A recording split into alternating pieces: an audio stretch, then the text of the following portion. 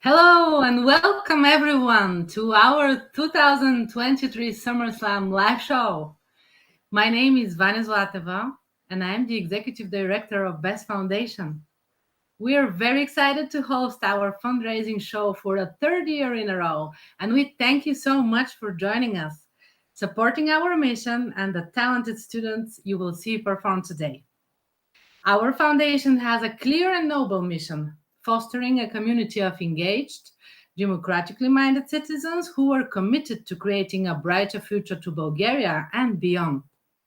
By providing English language speech and debate tournaments, student leadership opportunities, a debate summer camp, and international programming to students, BEST actively encourages and promotes the cultivation of critical thinking and creative self expression abilities. With BEST helps, our students are experiencing and spread-heading positive changes in their communities all over Bulgaria. We are so happy that you, the friends of BEST, are with us today. Please remember, you are our heroes.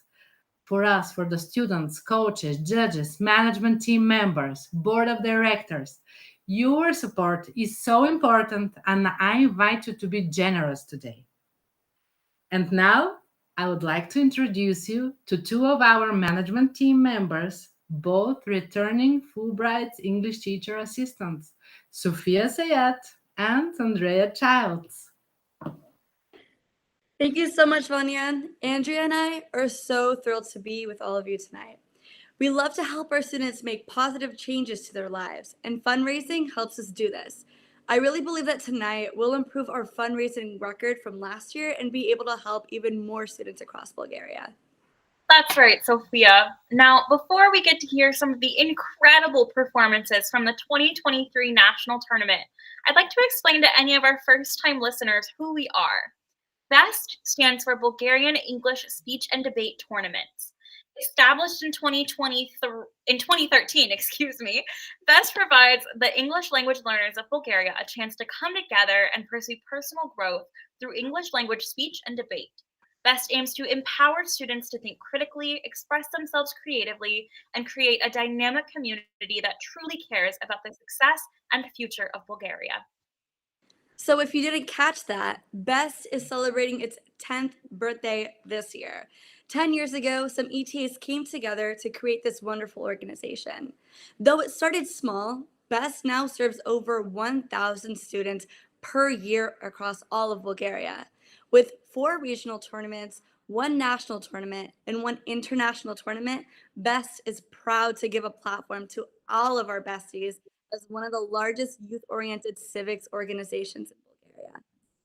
But again, none of this would be possible without your generous support. For the past 2 years, we have raised over $7,000 from this event, and our goal, with your help, is to hit our largest milestone yet, $10,000 to support our operations throughout the coming year. You can support what we do by donating using the link in the chat. If you love a performance or topic, feel a connection, or so on, please send a donation to show us your support. During SummerSlam, there is a matching campaign in Global Giving, which is a year-round monthly match. Global Giving offers a year-round monthly match on new monthly donations. The purpose of this matching offer is to encourage more donors to sign up for ongoing monthly giving. This provides nonprofit partners with a solid ground to stand on and a sustainable source of funds they can use to plan programs, create budgets, and expand services. Donors who set up a new monthly donation to a project will have their first donation, up to $200, matched at 100%. For example, if you set up a new $25 monthly donation, Global Giving will donate an additional $25 to the project for the first month. So tonight's program will include performers, a year in review, a look ahead, and also some audience interaction. And now, without further ado, let's welcome our first incredible performer. Say hello to our first performer, Ekaterina. Katya graduated from Varna's First Language School this year. During their 5-year BEST career, they've primarily competed in debate, prose, and oratory. In their free time, you can catch them monitoring live aircraft traffic, cafe hopping, or planning trips to music festivals, where they hope one day to end up being the DJ decks. This lust for life and dissatisfaction with the world around them is what prompted them to write their oratory, titled No Place Like a Good Place.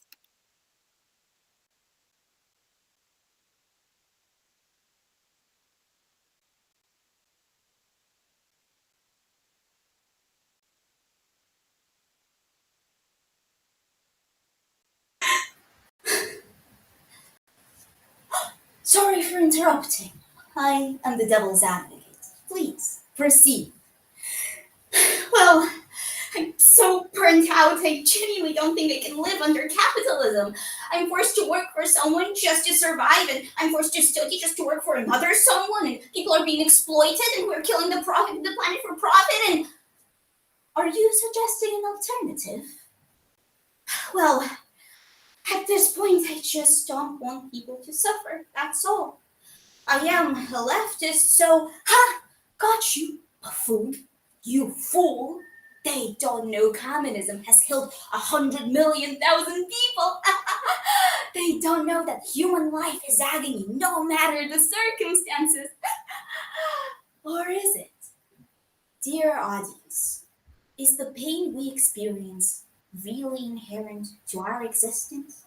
Is a world without pain completely impossible? Is a utopia so out of reach? In this oratory, I will first define utopia as a word and as a concept, after which I'll compare it to our present reality, and finally, I'll answer the question: are my dreams of a perfect world so out of reach? Semantically, there are two different ways to define the word utopia, and different sources seem to use them interchangeably.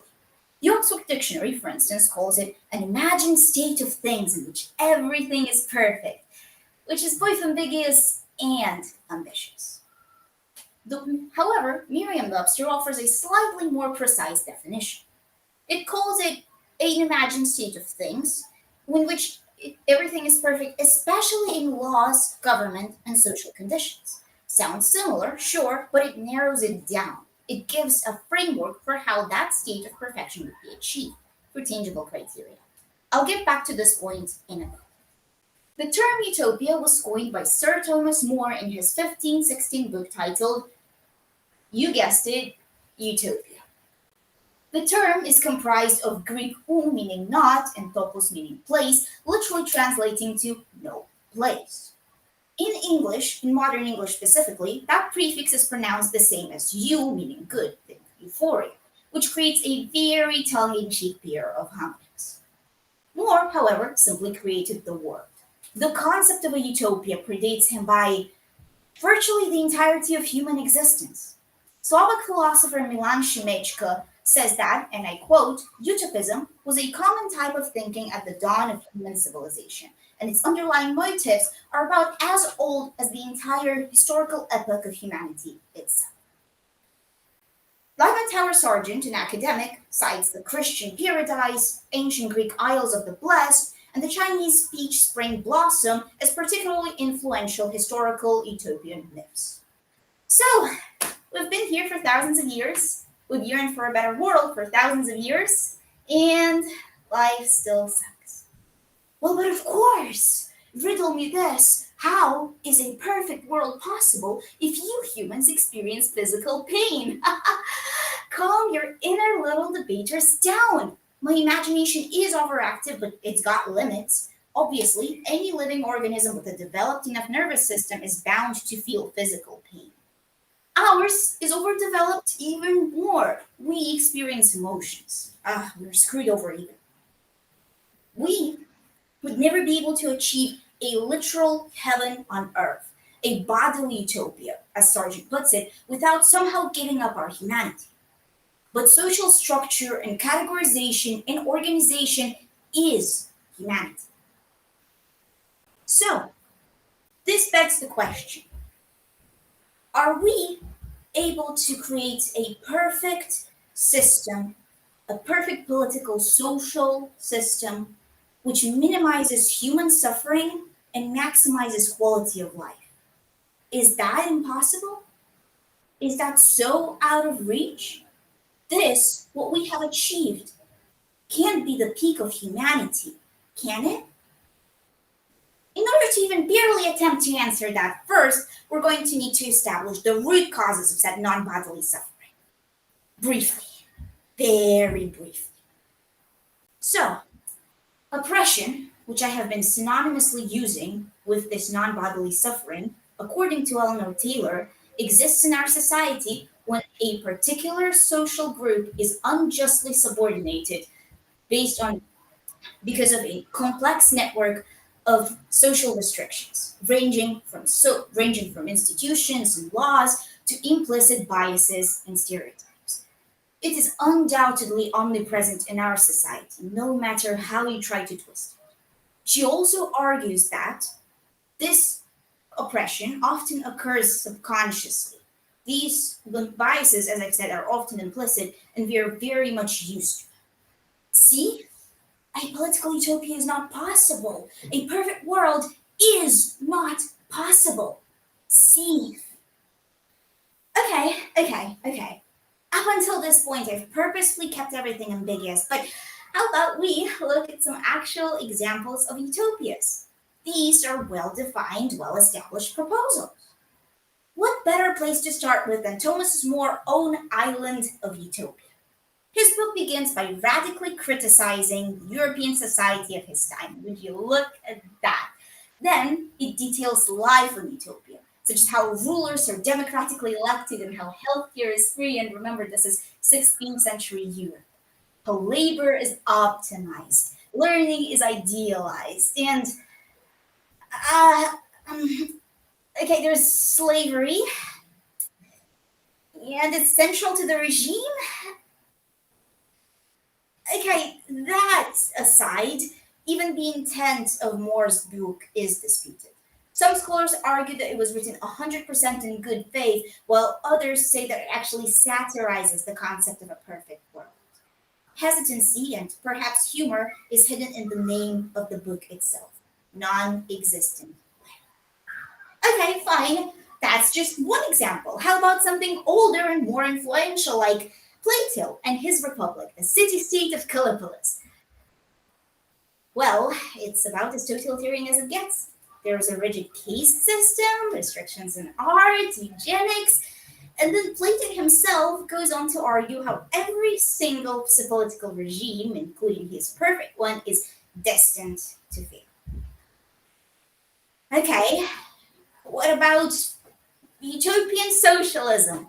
It was an early socialist movement based on peaceful collaboration between classes and realized through several different intentional communities, virtually all of which failed.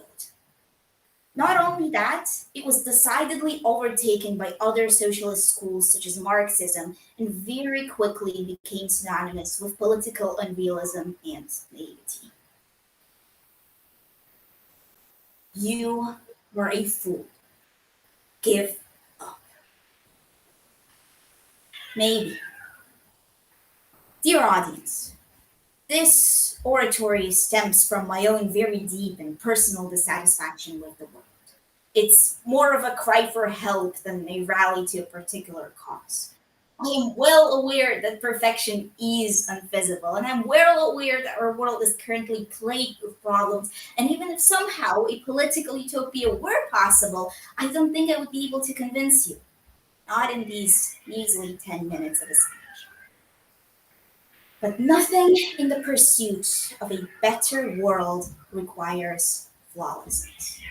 We can fight for a just and fair world one step at a time, taking out one devil after another.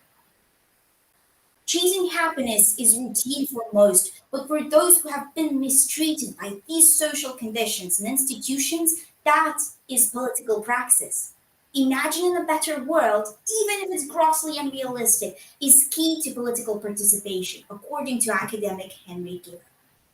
Finally, what we think is impossible might just be waiting around the corner. The type of life we are used to is more feeble than we think. Lyman Tower Sargent cites the ancient festival, the ancient Roman festival of Saturnalia, as an ancient utopian practice in which all social norms were completely overturned for a couple of days. Slaves became masters, masters became slaves. Everything was changed. This proves that radical change is indeed possible. Dear audience, while we may never be able to achieve literal heaven on earth, this will not stop me from looking forward and finding my own personal utopia. Thank you.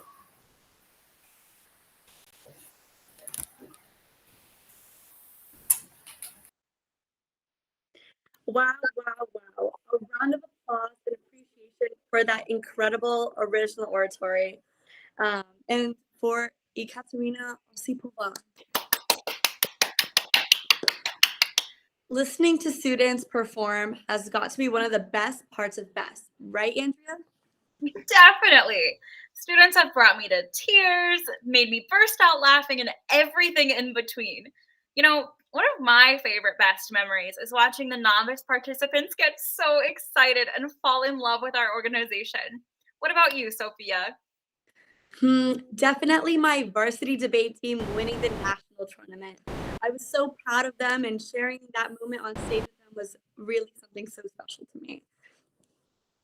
Now, I'd like to invite the audience to share your favorite best memory in the chat, whether that be on YouTube or on Facebook.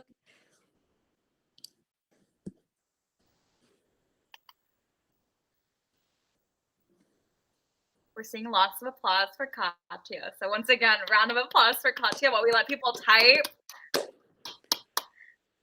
Stunning oratory.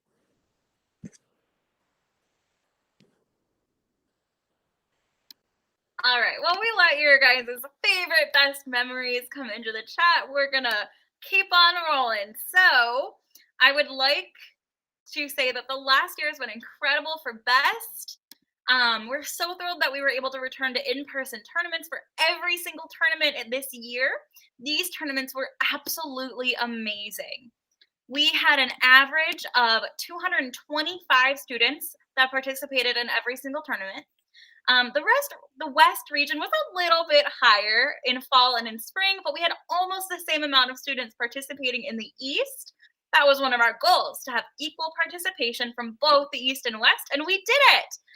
We also had a couple of new teams join. So thank you to the British School of Sofia and a mixed from 3 different schools team called In Pursuit of Dispute, or iPod.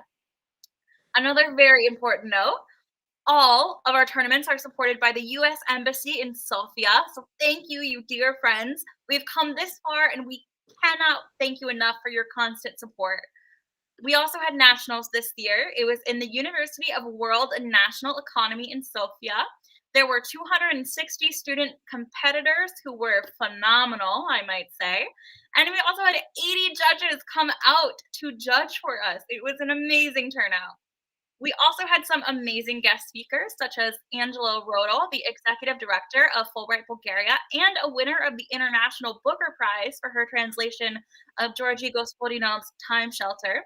We had Blagoy Tselkov, a leading journalist from national television who did a news story about BEST at the most watched time. And the new ambassador of the USA in Bulgaria, Kenneth Merton. We also had the rector of the University of National and World Economy, Enya Georgieva, and a young journalist from Forbes Bulgaria. It looks like some of our besties put in their answers, so let's go ahead and share that. So Gabrielle Cassio said, my favorite best memory was in the 2022 Student Leader Wrap-Up and Nationals. Those are both great events, and I've heard wonderful things about them. That's so wonderful. Do you want to take the next one, Andrea? Yeah, Morgan Rowe, hi Morgan, we miss you, said that her favorite best memory was almost getting married at Nationals this year.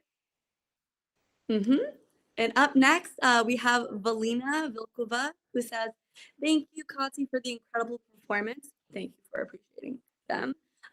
Their speech showcases how capable, intelligent, and thoughtful our participants are. And that's something that I've grown to be really fond of in terms of best. You get to see really incredible talent and intelligence from our Bulgarian youth.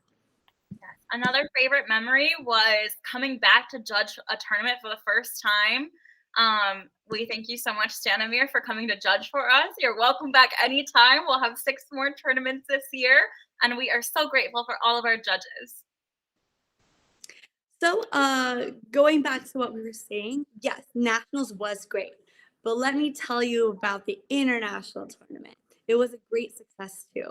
And I'm a little bit biased because I'm the coordinator of that event. So it's called Balkan Voices. So Balkan Voices 2023 hosted 65 students from 6 different countries, including Albania, Bulgaria, Kosovo, North Macedonia, Romania, and Montenegro, in partnership with American University in Bulgaria, over in Blagoevgrad, and with our sponsorship coming from RELO, which stands for Regional English Language Office. So big shout out to them. We couldn't have done it without their funding. And we heard some amazing oratories, and one of the winners will actually perform later tonight. So stay with us and you'll get to see her poetry live. Now, the tournaments are our favorite, but we had a few other special things that happened to us this year. Beth has always had a close connection with Fulbright Bulgaria, something that both Andrea and I are a part of. And this year at the 30th anniversary celebration, we were awarded the Fulbright Alumni Impact Award. Of course, this wouldn't have been possible without our fabulous ETAs, coaches, judges, students, executive directors, MPs, and BOD members. All right. And of course, we couldn't have done it without the generous support of all of our sponsors, donors, and all of you that are here watching with us tonight. Thank you all. We're really looking forward to making this year's tournaments the best ever. And with your financial support, we can definitely make that happen. If you loved Katya's performance as much as I did, make sure you show your support by donating via the link in the chat. Just 23 euros or 25 US dollars covers the cost of a one-night stay for a weekend training. Every little bit helps, so please make sure to donate. And remember, during SummerSlam, there is a matching campaign in Global Giving, year-round monthly match. Global Giving offers a year-round match on new monthly donations, so please share whatever you have. This provides nonprofit partners with a solid ground to stand on and a sustainable source of funds they can use to plan programs, create budgets, and expand their services. Donors who set up new monthly donations to a project will have their first donation up to $200 matched at 100%. And we should throw out that we are getting closer and closer to our goal of $10,000 already. So thank you so much for all of our donors. Yes, thank you. Best wouldn't be the same without the Fulbright ETAs, who many of our students call coaches, including both Andrea and I. Many of them step up and serve on the management team, judge numerous rounds at each tournament, and coach their students on a weekly basis. ETAs, we're so grateful for you and all that you do for our students. And a big thank you to our Bulgarian coaches as well and the schools that support BEST. Now, on to another one of everyone's favorite things, a performance. Our second performer is Kalayan, who is fresh out of novice and into varsity. He has been with us since 2022, and so far he's participated in duo and prose interpretation, and he's ready for more. And reading comedy books, some of his hobbies are skating, watching movies, reading comedy books, and many more. With Best, he found what he likes doing and does best, making people laugh. With all that said, he felt like his chosen piece, Channel News at O'Clock, best represents him, and today he's going to show it to us. So take it away. Channel News with 5-star Emmy Award watching anchor Jake Robinson, Rick Robinson weather, Blake Robinson sports, and Blake Robinson in the field. It's Channel News at O'Clock. So I was watching the news the other day, and I remember seeing what's happening around the world and thinking, I wish it was 2018 again. Back then, everything was so simple and fun. the World Cup, the peak of parkours and the epic memes, of course. And those times were the times. And today I will bring all of you back to the good old days in Channel News at O'Clock by Jake Robinson. Good evening, everyone. Here's some extremely relevant information that you all need to know. A banana slips on a man. Yeah, not much else to say there. A local boy jumps off a roof in an attempt to make a viral video. Sometimes you just need to know when to stop. And a new development has developed. President Trump did something that upset some people. Wow, I never thought I'd see this day. And now let's get over to Rake with weather. Rake? Thanks, Jake. Let's take a look at our forecast here. As you can see, it's pretty sunny. Yeah, it's pretty nice out right now, but it could storm a little bit later this week. I don't know. We have no way of knowing. We can just look it up online. It looks like there is a lot of grass and trees, so expect some of that coming your way. Back to you, Jake. Those are not... Okay. Now, let's get into our main story for the evening. A banana slips on a man, the roles have been reversed, and we have a special guest here with us today to give us first-hand knowledge on the incident. Banana, can you tell us what happened? I was just walking down the street, minding my own business, when all of a sudden, under my bill, I saw a man. They say it's a myth, but it's no myth. I slipped on a man, and now look at me. I'll be rotten within a day. Wow, truly tragic. Do you have anything else to say about the incident? I'm sorry. I can't do this anymore. Wow, that is truly heartbreaking indeed. Now let's head over to sports with Lake Robinson. Lake? Football season is nearly upon us, but I've been told by the studio that we should cover the recent events of the World Cup. The World Cup was held in Russia this year. Also, Croatia, wherever that is, it sounds made up, tried to win the final, but the French somehow pulled a victory. Other than that, Ronaldo scored a bunch of goals. Someone was Messi, and another individual was confused and thought they were supposed to be doing a gymnastics routine. Now, it's time for some real sports. Football! Yeah, wait, no. Football, woo, yeah, hell yeah, that's some great work. Like, thank you. And now let's head out to the field with Bake Robinson and see what kind of work he's been doing. Bake? So today I'm gonna be mowing the grass. It's pretty long, it needs maintenance. That's all, back to you, Jake.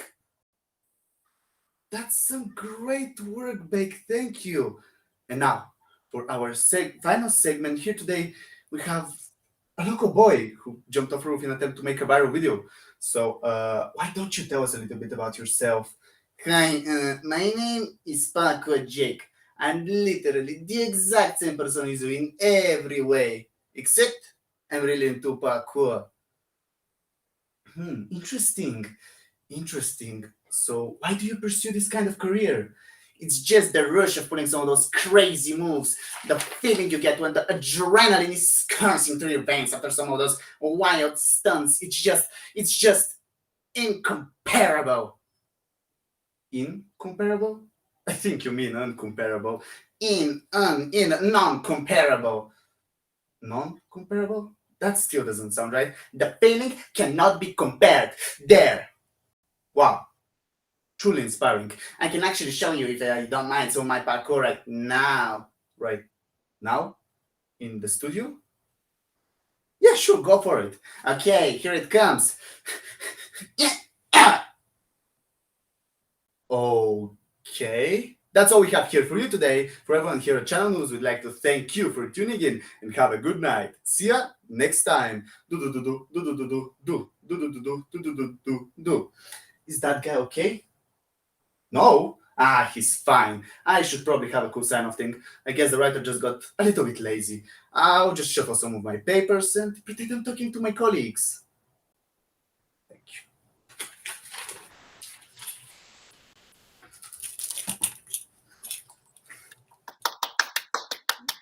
Oh my gosh, phenomenal. Let's give one more round of applause for this wonderful prose and the wonderful Kalayon Georgia. Yay! If you loved Kalayon's performance, make sure to show it by donating via the link in the chat. Performances like this are one of the best things about BEST. That and the way we get to see all of our students and participants grow year after year. Audience, please chime in and share with us what you think is best about BEST. While they do that, Sophia, do you know what I think the best thing about BEST is? What do you think? The debate summer camp. Oh, yeah. Now, unfortunately, it's a little hard to showcase our debaters in this summer slam, but we can tell you about all of the amazing things they did this summer at the third summer camp. That's right. It's organized for a third year with the financial support of Fulbright Bulgaria. Thank you, Fulbright. You have done so much for BEST through these amazing 10 years, and we are truly grateful for your friendship and support. This is a week-long sleepaway camp, which includes 30 campers from 12 cities and 17 schools all over the country. We had 11 amazing staff members who spent the whole week with the students. Each day, camp welcomed renowned guest speakers who supplemented the curriculum and offered their expertise. Steve London, a current editor-in-chief for the New York Daily Post in Bulgaria and previous English language instructor at the American University of Bulgaria, led a lecture on communicating with people who have different backgrounds and communication styles. Evgeny Minchev, head of the Office for Regulatory Affairs for Atofinify, introduced the campers to the methodology of conducting research in a professional field. Eric Halsey, a professional historian and creator of a popular podcast, maybe if you've listened to it, the Bulgarian History Podcast, returned to lead a lecture on the argument building and communication styles. Even more, Biljana Frey, the co-founder and CEO at Orbit, which is a tech startup that uses artificial intelligence to facilitate professional networking conversations within groups of people, and current BEST board member, used her experience to introduce campers to the use of debate in the business world. Last but not least, Jesse Skinto, Deputy Director of Columbia University's Strategic Program, returned for a third year to introduce the students to a very important part of how we communicate with a lecture on nonverbal communication. All students competed in this camp-wide tournament, debating against one another in relevant topics such as using AI tools for schoolwork and the benefits of a two-party system over a multi-party system. We were happy to be joined by Rada Kaneva, the program officer at the Fulbright Commission and a previous debater who helped judge during the tournament on Friday, as well as Angela Rodel, the executive director of the Fulbright Commission and a BEST advisory board member who joined us to judge the tournament's final round on Friday. After the tournament was conducted, students were able to let off some steam and hike across Bankia. The students who developed close bonds, everlasting friendships, and the confidence not only to debate, but also to inspire one another through the week, took it upon themselves to share memories of their adventures and showed support and respect to their fellow campers well after the official events were conducted. Let's keep that summer camp going. The best way to do it? Donate. Take advantage of Global Giving's matching program, which will match a new monthly donation up to $200 one time. We are eager to continue this debate summer camp, and your financial support is absolutely crucial to this. That's right. $100 covers all of our technical expenses for one tournament. This means we can provide excellent feedback to our participants through our online platform. Show your support for our wonderful performers tonight by donating now. These donations also help support our amazing student leader program. I know my new student leaders, shout out to Raya and Ellie, are thrilled to participate in Best Student Leader program. Their program trains students participating in BEST to be team leaders, mentors to younger students, and active servants in their home communities. Student leaders are nominated by their BEST coach for their outstanding leadership, encouragement, and commitment to their team. During the year, SLs attend training and conferences, serve as team captains, and compete with the help of the school and team, a community project that identifies a cause in their local community and works to make a positive change. This year, the project of the year went to the SL from Huskaville with their project Best Paws. Their project focused on improving the living conditions of stray animals via educational seminars, voluntary groups, establishing feeding stations, helping the local shelter, and fundraising. We are so incredibly proud of them and wish them a hearty congratulations. LSL training takes place during the first weekend in October. With your generous support, we can start our newest team of SLs off to a strong foot. Our SLs do wonderful things even after their time in the program. Let's enjoy another performance by one of our former SLs and one of the winners at Belgian Voices International Tournament. This is Christina, a Best Addict since 2019. During her 4 years as a competitor, she has participated in all 5 categories, but debate and poetry hold an extra special place in her heart due to her love of professional arguing and oversharing with strangers. In her free time, Chrissy loves writing poetry because she finds comfort in putting her feelings into pretty words that she can share with the world. Competing in poetry interpretation makes her feel seen and heard, which inspired her to put together the compilation of poems titled The Thing About Alcoholic Parents to share her story. Hi. Before I proceed, I would like to give a little trigger warning. If anybody is sensitive to the topic of substance abuse and more specifically alcoholism, please proceed with caution. The thing about having an alcoholic parent is an alcoholic parent does not exist. Simply an alcoholic who could not stay sober long enough to raise their kids. One thing that you should definitely know about me is that I really love my parents. In fact, I think that they're the best parents in the whole world, and I know a lot of people say that, but it's actually true. Like, in the evening, when my mom comes home from work, I can tell her my biggest secrets, and she wouldn't tell a single soul even if I literally murdered someone. That is because she doesn't remember anything that happened after the 3rd glass of wine. And my dad, he is the sweetest. He constantly calls to check where I am because he doesn't remember that I already told him. And I can come home as late as I wish because they forget that I have a daughter after the first bottle. With the poems I think about having an alcoholic parent by Ruby Kaur, To the Man Who Was My Father, Children of Alcoholics Don't Exist, and How to Love an Alcoholic, all 3 by Bess, Dear ACOA by David Tenson, and the song Because of You by Kelly Clarkson, I'm going to show you what's like growing up with alcoholic parents. From the struggle of loving the people who hurt you the most, to hating yourself for letting them break you. Enjoy. How to love an alcoholic. 1. Be gentle, because they don't know any better. I know that you're a child, and I know that you're scared, and I know that it isn't your job to be gentle or kind. But I also know that being gentle is easier than being angry. 2. Make sure to give up your heart and soul first.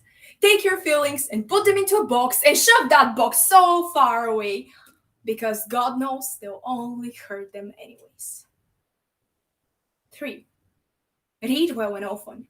Send your mind into a new, completely different world for a little while.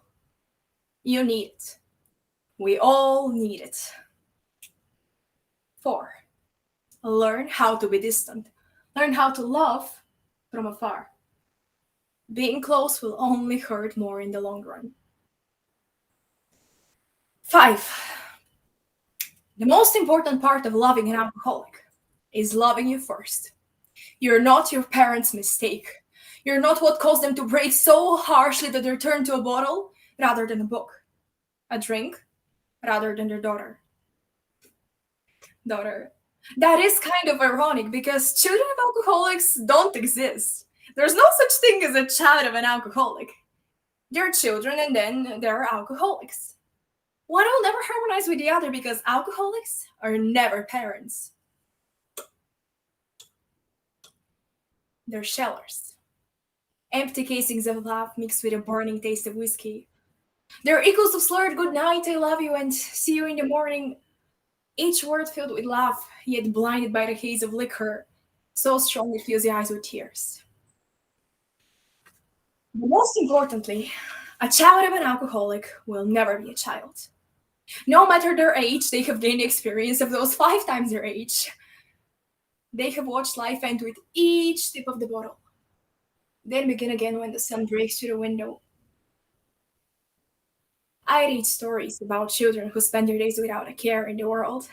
And as a child, I wanted nothing more than that for myself. I wanted the carelessness, not the impossible burden of responsibility and security that I held, hand in hand with the resentment and the hatred for the people who raised me. There's no such thing as a child of an alcoholic. It's not that we don't exist, we do. But a child will never be a child when their parents can never be parents. It's a 4-letter word. It's not kind or love or hope. The word that describes best growing up with alcoholic parents is crap. It lingers for years, stoking into adulthood, smearing itself on the edge of broken promises, making reality hard to grasp, silencing speech, scapegoating smellers, it's crap. The unspoken rules, the sense that you're second to a substance. By the way, best go to bed. They're still at the bottle shop. It's crap. And all the ways you blame yourself. Performing through perfection, then swinging to rebellion. Anything to be seen and loved and held more than a bottle. It's crap. And I'm sorry, and I'd love to tell you that it doesn't matter, but it does because you do and always have. And the deep anger and sadness that seep from your scars are normal, and they exist because you know deep in your love-seated soul that it did nothing to deserve the harm or the shame or the neglect from that parent who might have loved you but failed terribly at loving themselves or parenting themselves with any maturity. It's crap. I've learned the hard way to never let it get that far, but now I find it hard to trust not only me but everyone around me. I watched them die.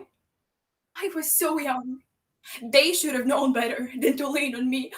And now I cry for the same damn thing, but I'm forced to fake a smile, a laugh, every day of my life. But my heart can't possibly break when it wasn't even whole to start with. They'll never see the woman I was supposed to become because they crushed her with their words and drowned her in their alcohol. They killed her, they ruined her, and then she rose again and again and again. But she could have been special. She could have been loved. She could have been more than a girl who was shattered. Just because I got back up after being pushed down did not make me strong. It made me afraid. It made me a coward. It made me selfish. But I'm not forged from iron or steel. And I'm not grateful for determined. The pain they crafted was not beautiful. My trauma is not art. I was a child. And I was scared. They were my parents. And they were my worst nightmare. I learned how to love an alcoholic before I learned how to love myself. And to this day, I'm still learning. Thank you.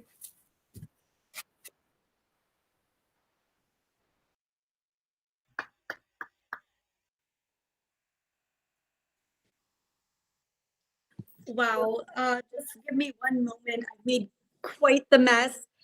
Excuse me for a moment while I try to pick up the pieces of my broken heart. It's everywhere. But while I do that, please give that poetry piece and Christina a round of applause. And if you're as heartbroken as I am, make sure to donate in the link in our chat. Wow. I have to say, I've seen that piece, I swear, 100 times as Christina's former coach. It never makes me, I always have tears in my eyes. I hope you can see, really, after 3 magical performances from Katya, Kalayan, and Christina, all of the good work that Best does over the years. We want to thank our board of director, our executive director, Vanya, all of the coaches, judges, volunteers, and student performers that make all of this possible. This year ahead for BEST is full of bright opportunities and excitement. This year, we'll be working towards a few things, such as increasing the number of participants and teams in BEST events, improving all aspects of our programming, such as rules, debate training, judge training, the SL program, so on and so forth. Another thing that we seek to improve is sustainability. The sustainability process by increasing the returning donations and attracting corporate sponsorships. And as well, we will hire 2 new colleagues, which will be the project manager and business development manager. So lots of goals ahead of us. We also really want to thank tonight's participants, Katya, Kalayan, and Christina, for their heartfelt performances and their dedication to BEST throughout the years. And thanks to all of you who took the time to join us and show your support for BEST mission. If you'd still like to make a donation, and we hope that you do, please visit our Global Giving website by clicking the link in the chat. You can send donations anytime and can even send the link to your friends who would also love our mission. Now really is the best time to donate, with Global Giving matching new monthly donations up to $200. Thank you to our wonderful audience for joining us today. I hope you have been just as moved from tonight's performances as I was. Your contributions will help hundreds of students this upcoming school year. So we're really grateful to all of you for your generous support.